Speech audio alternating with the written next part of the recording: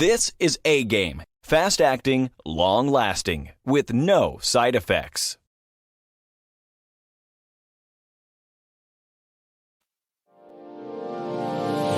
Hey all my Crimsonites, and welcome to the Crimson Cure channel, where we embrace our femininity, increase our womanly value, and celebrate our brothers. So join me on our feminine journey to learn, heal, and grow.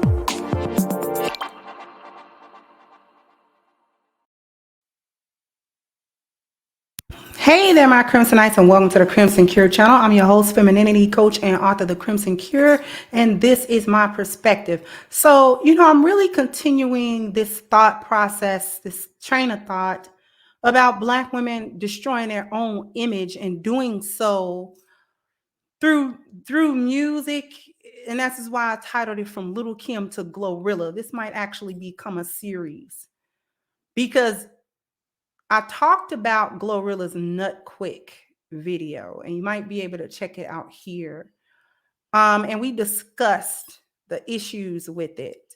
I got two videos that I want to show you. One, and then later on, I'm going to show you the other one. And this video is not new. This circulated before, but I just want to show you something very interesting. Here you go.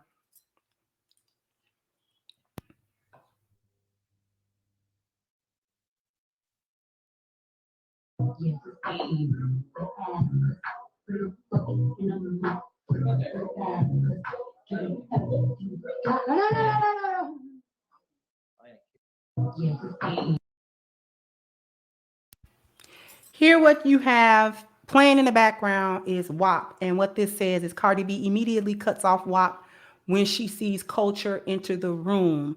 Culture is her daughter. Okay, for those of you who may not know, I'm going to stop sharing. Culture is her daughter. And she's turning up to WAP, right? Apparently, she's like on a live stream or whatever.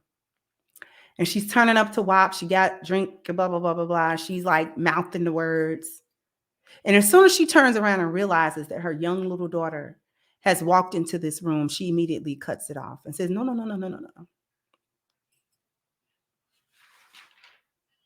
Why does she do that? Because she understands exactly what that music does to young minds. See, yesterday, we went over the lyrics to Glorilla's Nut Quick. But there's more, because we also went over prior to the fact that she won a Grammy for FNF. Now, a Grammy, just to speak on that for a moment, a Grammy is reserved typically to honor a certain level of exceptional artistry, imagination, creativity, musical genius, or musical innovation. Apparently, FNF fit that bill because it's doing the job that it's supposed to do to corrupt the minds of young girls and young women listening to it, young Black girls and young Black women who are listening to it. However, with the clip we just saw, we watched Cardi B, the other person who did WAP right along with Megan Thee Stallion. Lyrics was just as nasty as Megan's. Okay?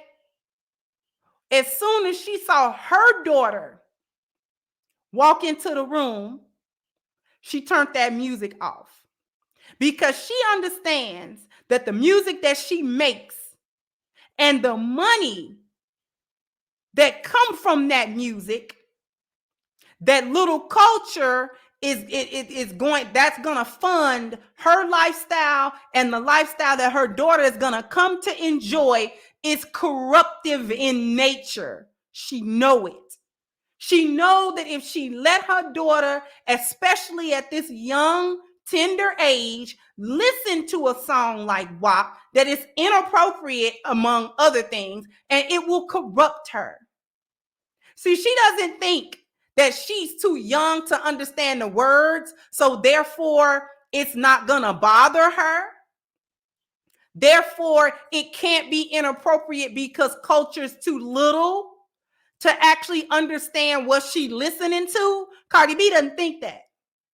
Cardi B understands that it's a subconscious thing as well. So even if culture doesn't understand the exact words or the context of the words or the reason why the song is what it is, or she doesn't get the sexual vibe or the energy from that song just because she's a little kid and she doesn't understand that, Cardi B isn't too unaware as to know that that's still gonna affect her and it's still inappropriate, and I'm still not gonna let her listen to it. If I can help it, she not gonna listen to it in here.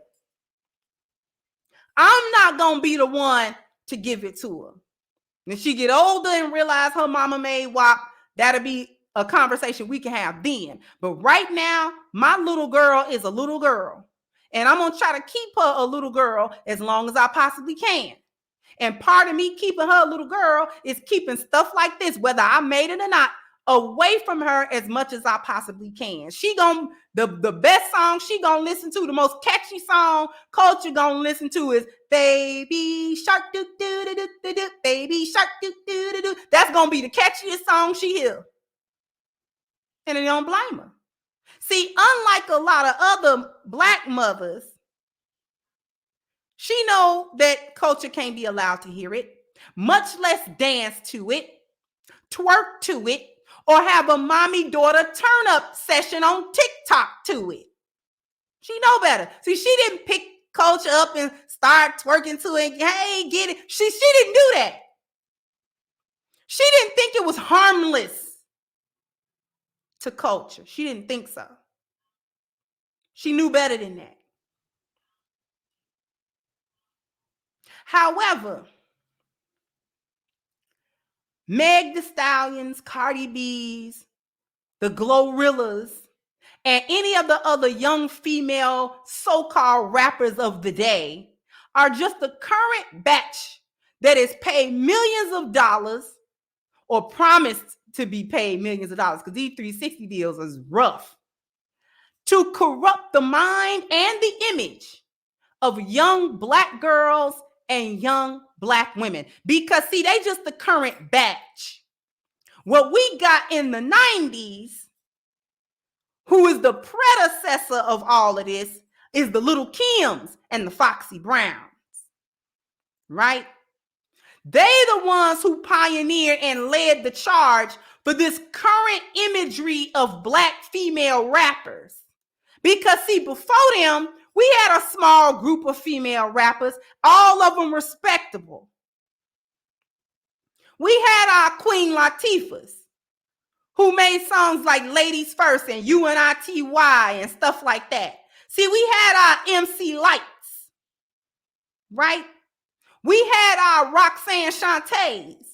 We had our Miss Harmonies and Miss Melodies, right? We had our Yo-Yo.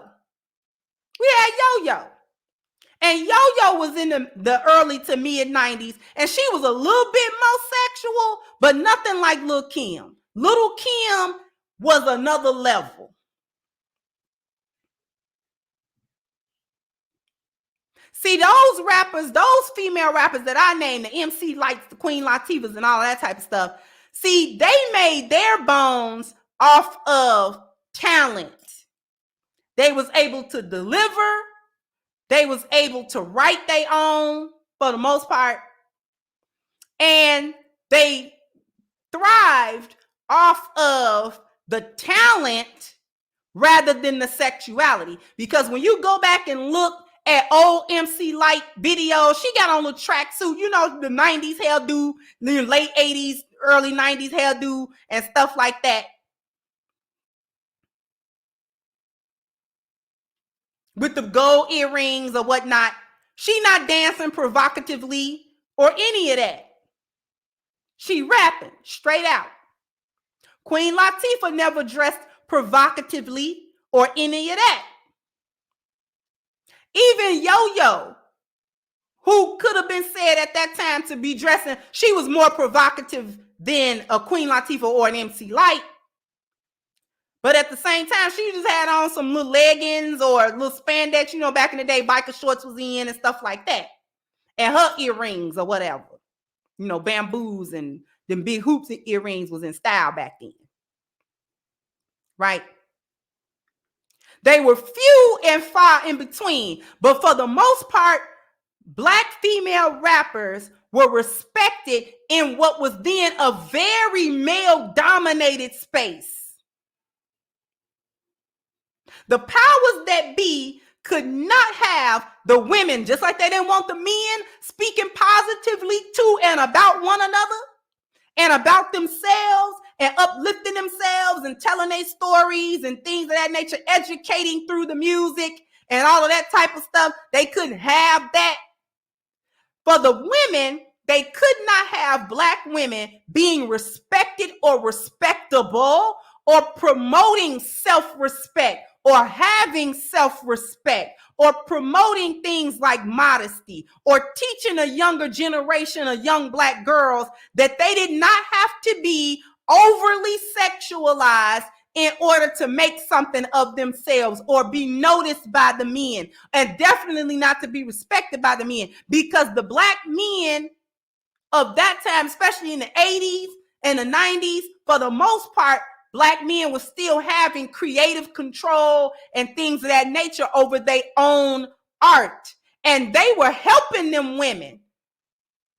They was helping the MC Lights and the Queen Latifahs and all of that type of stuff. And the reason why how they were helping them was exposing them. They were producing beats and stuff like that for them. And they were allowing the women into and to be around their crew. So Queen Latifah was around the native tongues. Okay? With De La and Tribe Called Quest and the Jungle Brothers and all of that, right? Miss Harmony and all that kind of was down with BDP. You understand what I'm saying? So Black women were never excluded. Black men didn't exclude Black women. There's just few of them because it was something that Black men started. And it was for them, right?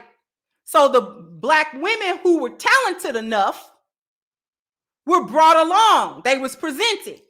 You had women in your crew.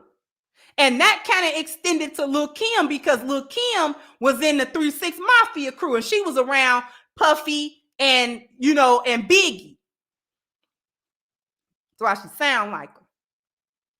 Then we get these big labels involved, right? Passing out these horrible contracts and even more horrible music. Suddenly, Lil Kim blow up more than any of her female rapping predecessors. Not necessarily more talented. And Lil Kim got some hits, right? Lil Kim is considered a female rap legend. That's what she's considered, right? But what was the difference between her and her predecessors? She was presented as an overly sexualized, very vulgar, very crass whore who could hustle like the men, who could bust guns with the crew, and who could treat men like playthings because they were sexually attracted to her. Thus, the female Jezebel archetype was reformulated into hip-hop and rap for Black women to consume. Right? The Black female Jezebel, the sex addict, the masculine. Gone was the days of trying to be feminine. She had to lead with her sexuality to prove that she was just as good as the men or better than the men. That this is how you got men attention. This is how they need to respect you because you can do what the men can do. And that was the beginning of the end. She became the archetype and the ideal image for young Black girls from the 90s, and it would go beyond, extending now into 2022 and beyond. The other side of this that I want to show you is who these women really are outside of the limelight. Let's take Glorilla, for instance. I got a clip to play you.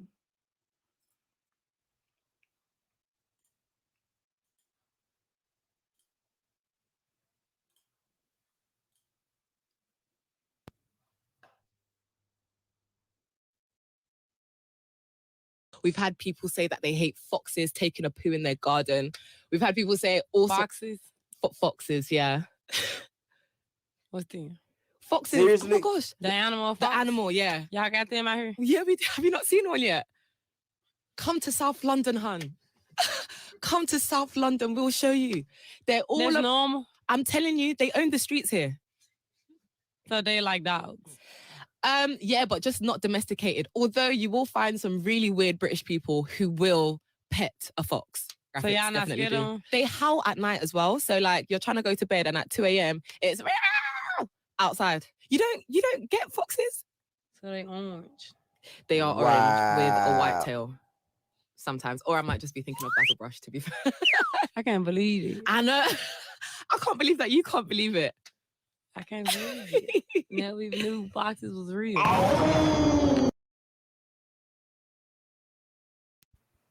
And there you have it. Po thing, with all the technology in the world at her fingertips, she didn't know that foxes were a living, breathing, real animal that exists in the world. She doesn't know foxes are real animals, y'all. This is a demonstration of her level of education. But she can rap fluently about nut quick, sneaky links, doing men dirty, devaluing men, devaluing herself as a woman. She can talk about abortions. She can talk about how she F ninja free. She can talk about meaningless sex. She can talk about all of this foolishness. She can twerk. She can have lashes 10 miles long. She can have platinum blonde hair. She can talk all this foolishness about how she gonna do a man like this and do a man like that. And there are millions of young Black girls following her, but she don't know foxes is real. I need y'all to take a moment to let that marinate. And while that's marinating, I want to draw y'all attention to Black Lives Matter petition that we have against Black Lives Matter Global Networking Foundation for their theft of more than $100 million.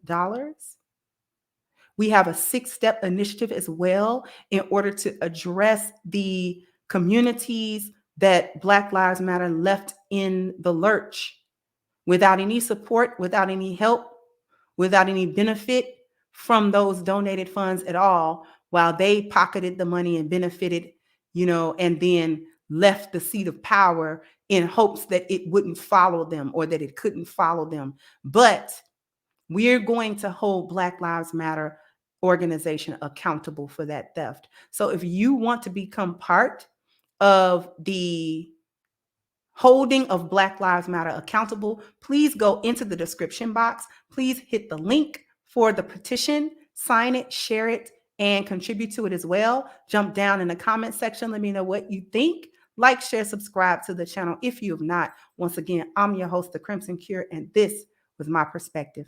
Bye-bye, Crimsonites. Hey guys, please like, share, and subscribe to the channel and hit the notification bell. And if you've got more to say on the topic, leave a comment down below. Also, don't forget to support our sponsor who so graciously supports this channel by clicking the description box and the link for A-Game at agameherbal.com. You can go ahead and get a 10% discount off of your next purchase using the code Kendra10. This has been yet another Crimson Cure production, and I'll catch you guys on the next one.